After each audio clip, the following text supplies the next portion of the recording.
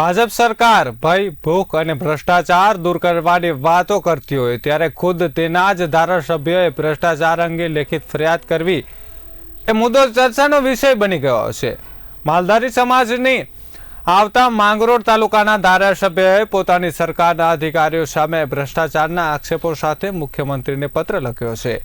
માંગરોળ તાલુકામાં આવાસ યોજનામાં ભ્રષ્ટાચારના આક્ષેપો ઉઠી રહ્યા છે, છતાં હજુ સુધી તટસ્થ તપાસ થઈ નથી કે નહીં તે અંગે સ્પષ્ટતા થઈ। ત્યારે સામાન્ય જનતામાં પ્રશ્ન ઉઠી રહ્યા છે કે જો ભાજપનો ધારાસભ્ય પોતે ફરિયાદ કરે છે તો શું ખરેખર ભ્રષ્ટાચાર મૌલિક છે? લોકો માની રહ્યા છે કે જ્યાં પોતાના જ પ્રતિનિધિઓ તંત્ર સામે આંગળી ઉચકે છે ત્યાં ભ્રષ્ટાચાર નાબૂદ કરવાના દાવાઓ માત્ર ભાષણ પૂરતા જ રહે છે। હવે જોવાનું એ છે કે સરકાર આ ગંભીર મુદ્દે પગલાં શું લે છે।